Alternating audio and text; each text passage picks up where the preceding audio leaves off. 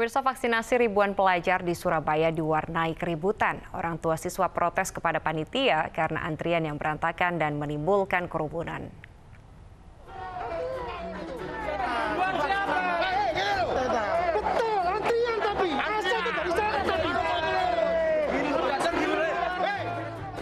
Sejumlah orang tua siswa protes kepada panitia vaksinasi pelajar yang digelar di Gedung Islamic Center Surabaya, Jawa Timur hari ini. Mereka marah lantaran pemanggilan antrean tidak sesuai dan berantakan, bahkan menimbulkan kerumunan. Menurut sejumlah orang tua siswa, ada yang sudah menunggu sejak pagi namun tidak dipanggil-panggil, sementara ada yang datang belakangan namun didahulukan.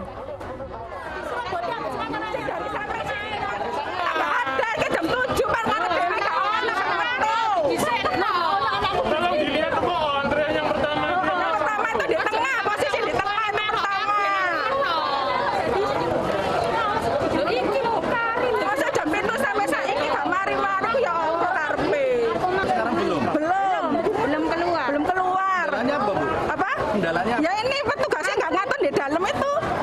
Nggak jelas petugasnya nggak jelas. Iya tadi yang pertama masuk itu kosong, petugasnya nggak ada. Saya sudah situ, ibu-ibunya sendiri Pak yang noto Pak, ya bagus. Kepala Dinas Pendidikan Kota Surabaya, Supomo, saat dikonfirmasi mengirimkan permintaan maaf kepada warga karena layanan kurang memuaskan. Meski demikian, proses vaksinasi tetap berjalan dengan target terbentuk herd immunity sebelum proses belajar tatap muka dimulai.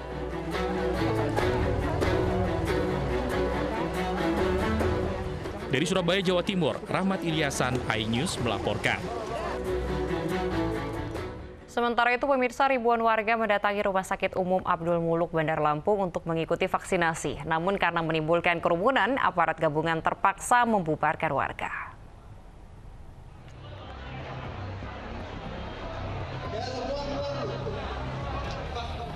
Aparat gabungan TNI dan Polri yang tiba di rumah sakit langsung membubarkan kerumunan warga yang berdesakan di loket pendaftaran vaksin. Dengan menggunakan pengeras suara, Kapolresta Bandar Lampung meminta warga untuk membubarkan diri dan mengimbau sebagian warga untuk menunda vaksin dan melakukan pendaftaran secara online agar tidak menimbulkan kerumunan. Membludaknya peserta vaksinasi dipicu oleh minimnya informasi serta ketidakjelasan jadwal dan pembatasan peserta vaksinasi oleh pihak Rumah Sakit Umum Abdul Muluk, Bandar Lampung. Tapi pada pelaksanaannya ini kurang tertib, gitu, ya, kurang tertib sehingga kita tim gugus tugas datang kemari, kita dapat informasi seperti ini. Jadi jauh-jauh hari itu tidak diinformasikan kepada masyarakat karena sistem pendaftarannya online. Nah, pendaftaran online dan jumlahnya dibatasi per hari. Masyarakat yang tidak tahu hanya mendapatkan informasi bahwasannya di rumah sakit Abdul Muluk pada hari ini dilakukan vaksinasi kepada masyarakat. Mereka juga datang. Akhirnya apa? Bludak. Untuk menghindari kejadian serupa terulang kembali, petugas meminta manajemen rumah sakit untuk menjalankan program vaksinasi secara tertib. Dari Bandar Lampung, Andres Afandi, iNews melaporkan. Pemirsa, ribuan mahasiswa mengikuti vaksinasi nasional yang digelar di kampus Universitas Islam Negeri Sultan Maulana Hasanuddin, Serang, Banten. Vaksinasi tersebut dilaksanakan dengan kolaborasi 5 elemen aliansi mahasiswa bersama Polri. Antusias dan animo mahasiswa terlihat saat mengikuti vaksinasi massal di Universitas Islam Negeri Sultan Maulana Hasanuddin, Serang, Banten. Sebanyak 3.000 mahasiswa Banten dan Jabotabek mengikuti vaksinasi dalam rangka percepatan vaksinasi program pemerintah. Kegiatan vaksinasi mahasiswa ini diharapkan bisa mempercepat kegiatan tatap muka perkuliahan di seluruh Indonesia. Selain melaksanakan vaksinasi massal mahasiswa, 2.000 paket sembako juga disiapkan untuk peserta yang mengikuti vaksinasi tersebut.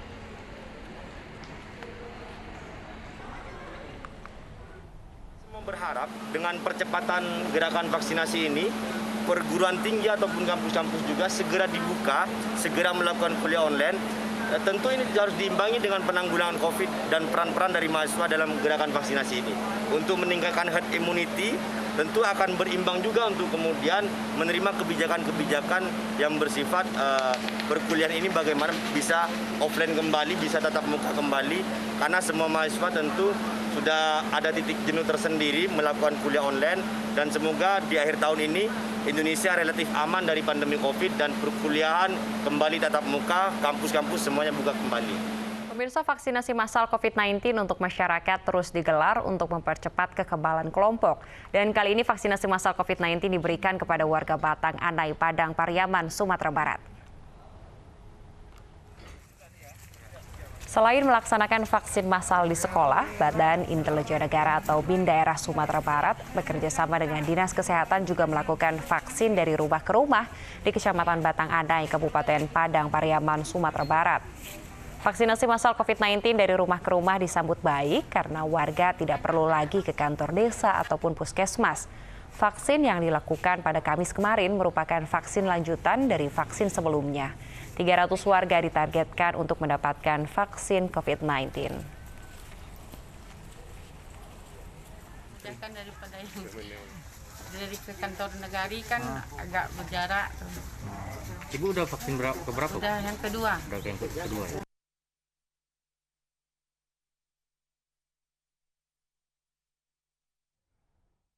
Dalam vaksin yang kedua ini kita lakukan serangan kita di masyarakat yang sama yang sudah melakukan vaksinasi tahap pertama dengan harapan tentu kita mempertebal herd kelompok ya. Pemirsa, vaksinasi massal COVID-19 juga digelar di Papua. Kali ini vaksinasi massal diberikan untuk pengemudi serta keluarganya. Setidaknya 350 pengemudi di Papua beserta keluarganya menerima vaksinasi massal COVID-19.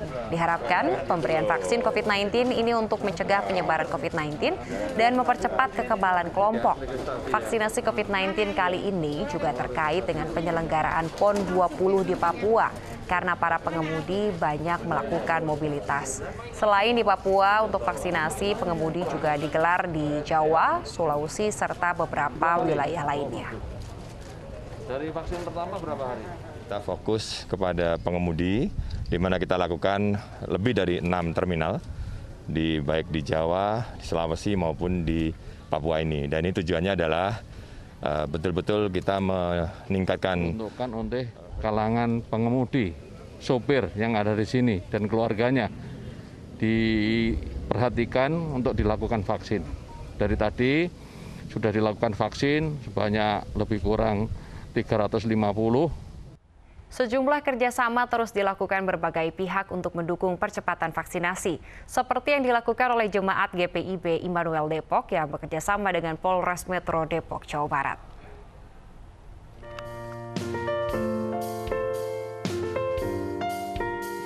Pada Kamis pagi, warga Depok, Jawa Barat antusias mendatangi gerai vaksin presisi GPIB Immanuel di Pancoran Mas, Depok, Jawa Barat.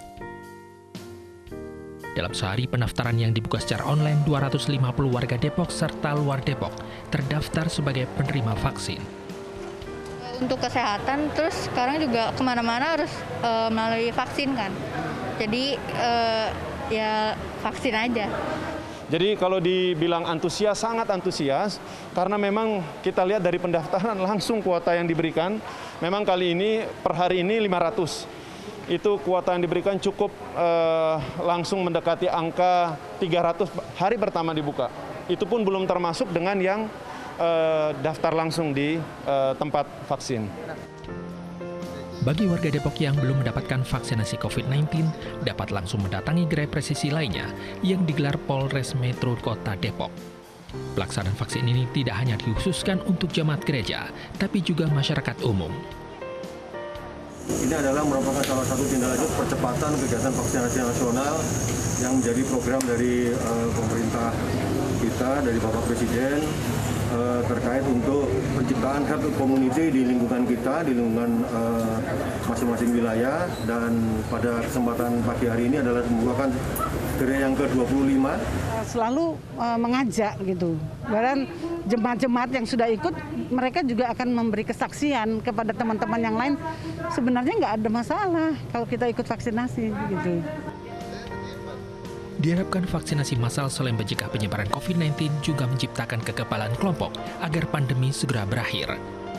Dari Depok, Jawa Barat, Hasbiallah Pandularas, iNews melaporkan. Pemirsa, PT PLN Persero menyiapkan 19 pembangkit listrik tenaga uap di Jawa, Madura, dan Bali. 19 PLTU ini untuk memproduksi oksigen medis murni agar ketersediaan stok oksigen tetap terjaga.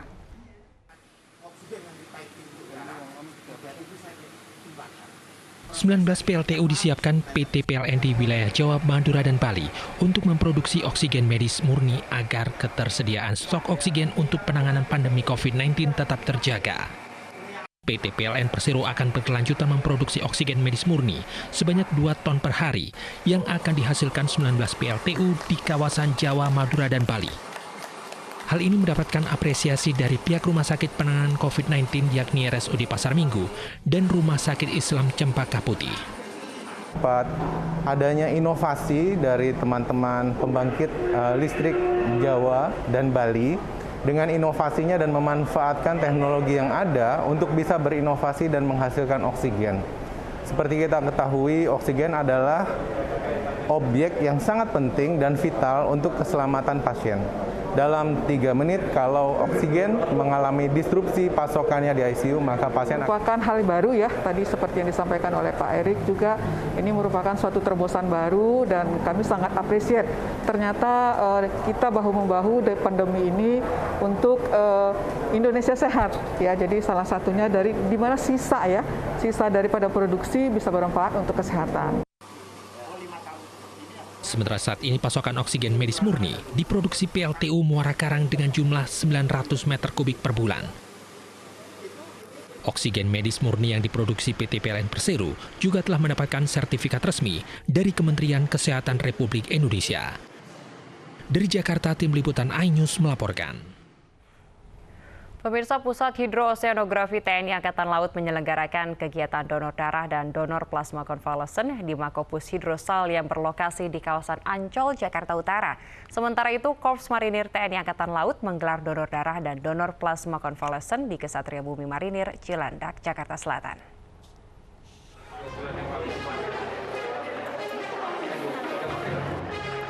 Komandan Pusat Hidrooseanografi TNI Angkatan Laut Laksamana Madya TNI Agung Prasetyawan meninjau langsung kegiatan donor darah dan donor plasma konvalesen yang diselenggarakan di Makopus Hidrosal, Ancol, Jakarta Utara pada Kamis siang. Kegiatan donor darah dan donor plasma konvalesen tersebut diikuti oleh seluruh anggota Pus Hidrosal TNI AL beserta istri.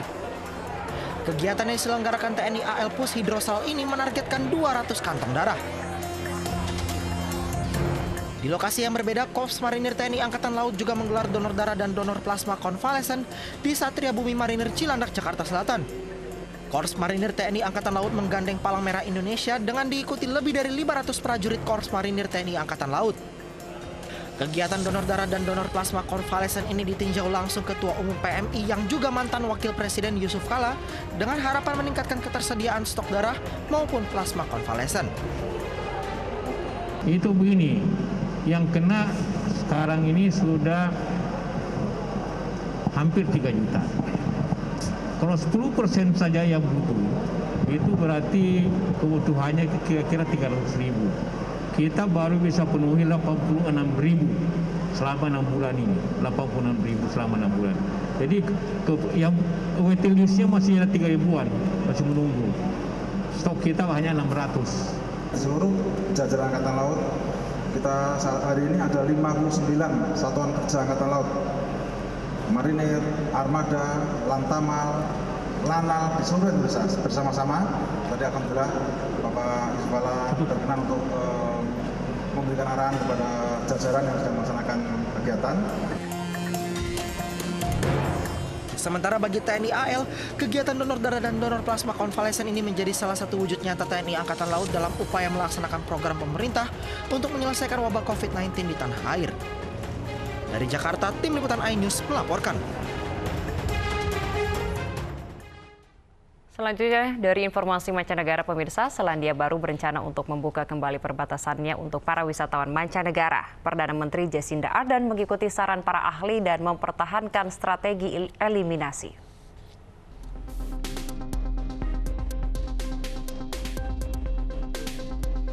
Selandia Baru yang telah sepenuhnya membasmi virus corona berencana membuka kembali perbatasannya pada awal tahun depan untuk pelancong internasional. Perdana Menteri Jacinda Ardern Kamis kemarin mengatakan pemerintah Selandia Baru mengikuti saran para ahli dan mempertahankan strategi eliminasi. We're not in a position to fully reopen just yet. When we move, we will be careful and deliberate because we want to move with confidence and with as much certainty as is possible.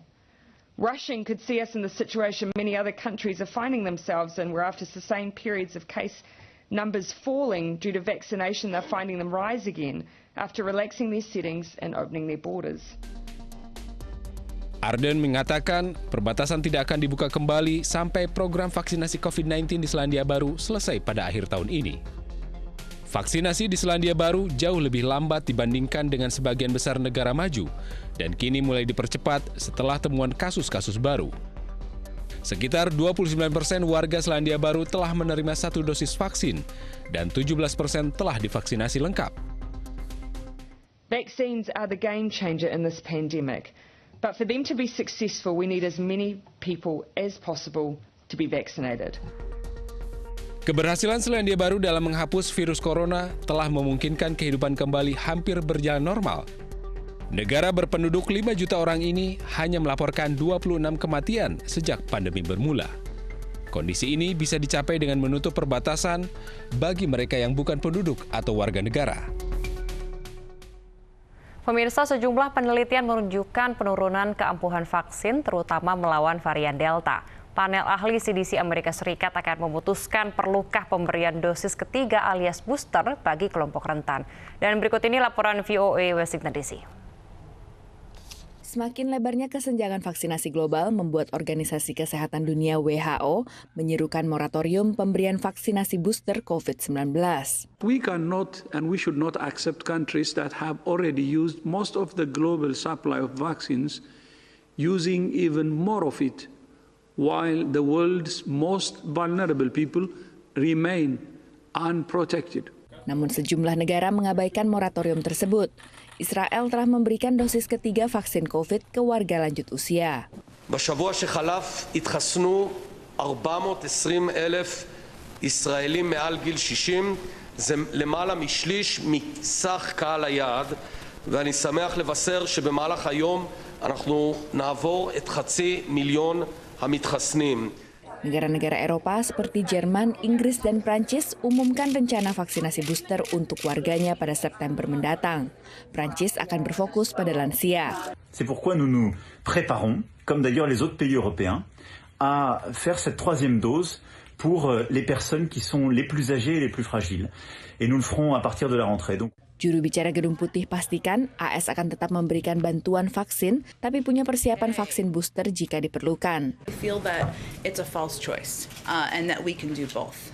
We announced just yesterday that we hit an important milestone of over 110 million vaccines donated to the world. That is more than any other country has shared combined. And we also started to donate the 500 million doses of Pfizer we've purchased. Data Pusat Pengendalian dan Pencegahan Penyakit Amerika Serikat atau CDC pada Juli lalu menyatakan 93,4% infeksi baru yang terjadi di Amerika Serikat adalah akibat varian Delta. Namun, mayoritas pasien yang masuk ke dalam rumah sakit adalah mereka yang belum divaksinasi. Menyediakan vaksin booster bagi warga atau mendonasikannya bagi negara lain yang membutuhkan jadi dilema bagi negara yang berlimpah pasokan vaksin. Namun ahli kesehatan publik mengingatkan COVID-19 adalah pandemi global. The boosters are becoming necessary partially because of the duration of immunity, which means we're not vaccinating people around the world fast enough to reduce the risk of infections. And secondly, because of new variants that are emerging. Penting juga untuk mempertimbangkan kelompok warga yang rentan COVID. One of the groups that we're concerned about here in the United States, and I think also in Europe and around the world, are people who are immune compromised. And the question is, could those people benefit from a third dose? And that might well be. You might even think of it not so much as a booster, but actually a 3-dose initial series. Juli lalu, perusahaan farmasi Pfizer dan BioNTech berencana mengajukan izin penggunaan dosis ketiga dari BPOM AS berdasarkan data uji klinis Pfizer yang menunjukkan penurunan efektivitas vaksin setelah 6 bulan dan ketika berhadapan dengan varian Delta. Dari Washington DC, Virginia Gunawan, VOA. Pemirsa, kebakaran hutan di Aljazair menewaskan 65 orang termasuk 28 tentara. Ayu News Pagi akan segera kembali dengan informasi selengkapnya.